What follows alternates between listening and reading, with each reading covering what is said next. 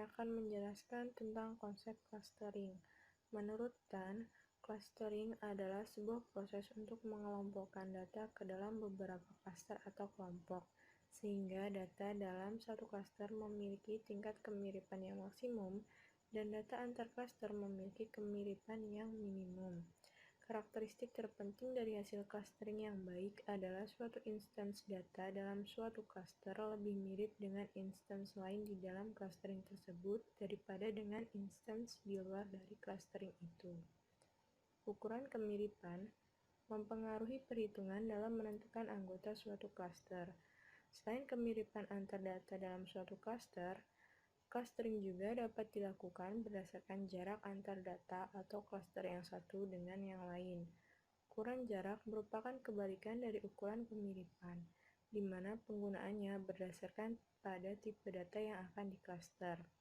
Dalam clustering sendiri, terdapat beberapa tipe data, antara lain variabel berskala, interval, biner, nominal, ordinal, rasio, dan lain-lain. Tipe data tersebut dapat menentukan ukuran apa yang tepat digunakan dalam suatu algoritma. Ukuran kemiripan dan ukuran jarak bersifat simetris.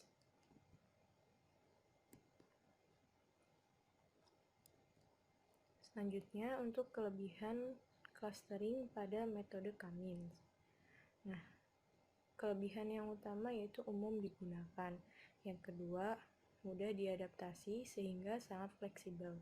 Yang ketiga, mudah diimplementasikan dan dijalankan. Yang keempat, membutuhkan waktu yang relatif cepat untuk menjalankan pembelajaran.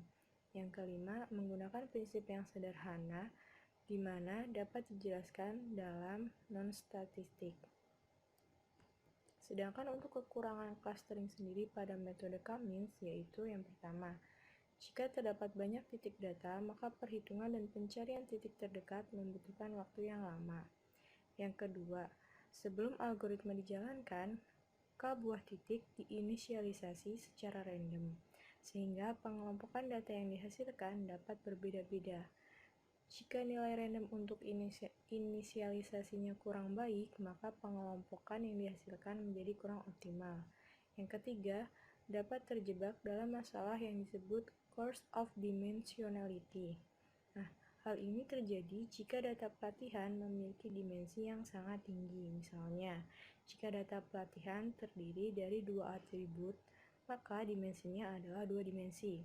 Sedangkan jika terdapat 20 atribut, maka terdapat 20 dimensi. Yang keempat, tidak ada jaminan untuk menemukan kumpulan klaster yang optimal karena adanya penggunaan K buah random. Tahap selanjutnya yaitu adalah tahap clustering.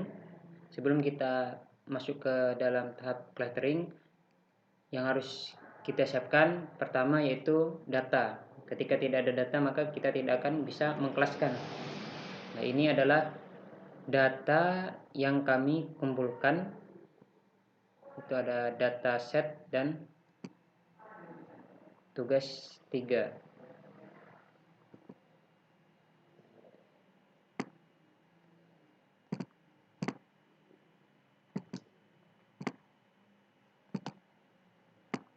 Ini adalah data sebelum kami ubah formatnya menjadi CSV. Jadi ini formatnya adalah Excel, dan ini adalah kita ubah menjadi CSV karena nanti jika tidak diubah ke CSV maka ini tidak akan tampak atau terlihat karena format yang bisa dijalankan adalah CSV. Nah, di sini juga kita lakukan perubahan di tinggi badan dan beberapa data lainnya untuk melakukan clustering di software. Dan software yang kita gunakan yaitu software WK. Lanjut untuk melakukan clustering, kita buka software WK-nya, explore,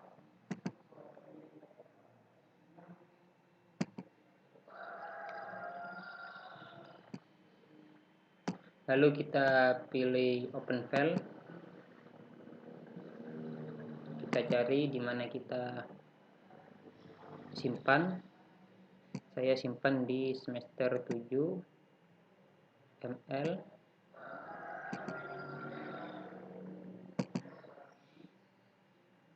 Nah, kenapa di sini tidak terlihat? Karena di sini formatnya adalah .arff. Nah, kita ubah dulu menjadi CSV. Kita ubah jadi CSV, maka di sini akan terlihat. Langsung saja kita pilih, lalu kita open. Di sini kita sudah disajikan beberapa informasi, yaitu namanya, yaitu tugas, dan banyaknya data. Ini adalah banyaknya data, itu jumlah barisnya terdiri dari 29, dan atributnya yaitu terdapat 5 atribut. Nah, ini adalah nama-nama atributnya, yaitu umur, tinggi badan, berat badan, ukuran sepatu, dan jenis kelamin. Untuk melakukan clustering, kita pilih cluster, lalu kita pilih ini. Kita coba pakai simple Kamin. Setelah kita pilih Kamin, langsung kita start. Nah, ini adalah data yang dilakukan oleh aplikasi WK. Kita besarkan dulu. Kita disajikan beberapa informasi lagi di sini, yaitu namanya, terus di sini juga terdapat banyaknya data, atribut. Di sini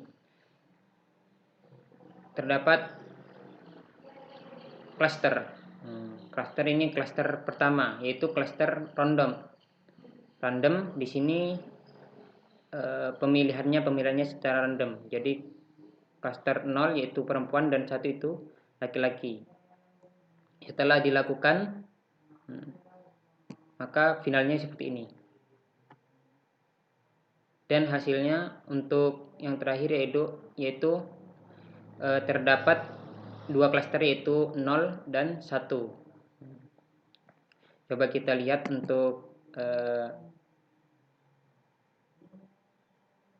values-nya. Nah, kita ubah di sini menjadi cluster, di sini menjadi number. Nah, kita perbesar untuk melihat klasternya.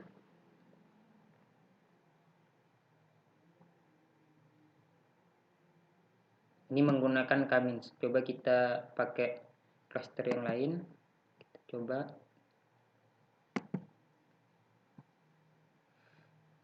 Kita pakai yang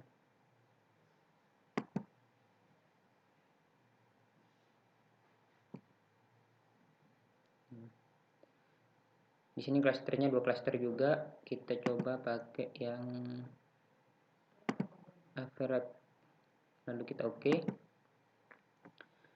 Lalu kita coba start. Nah, di sini ini menggunakan klaster yang ini. Nah, di sini juga terdapat informasi, yaitu pemodelan klaster. Kita lihat bedanya dengan klaster Kamins. Bedanya berapa persen di sininya? Di sini klaster 0 yaitu 27 dan 30 dan 93, dan klaster 1 yaitu 2 dan 7%. Sedangkan di Kamin 15 dan 14. Coba kita lihat perbedaannya untuk Kamin dan ini. Visualnya kita ubah, terus kita number, kita perbesar. Di sininya dirubah dulu untuk cluster. Kita perbesar untuk mengetahui titik di cluster 0 dan cluster 1. Perbedaannya cukup signifikan. Mengapa kita pakai cluster? Keuntungannya itu cluster ya cepat untuk mengcluster, untuk pengkelasan, tetapi hasilnya itu tidak optimal untuk cluster. Mungkin sekian untuk video tutorial pengclusteran data. dari saya. Kurang lebihnya saya mohon maaf. Terima kasih. Sampai jumpa.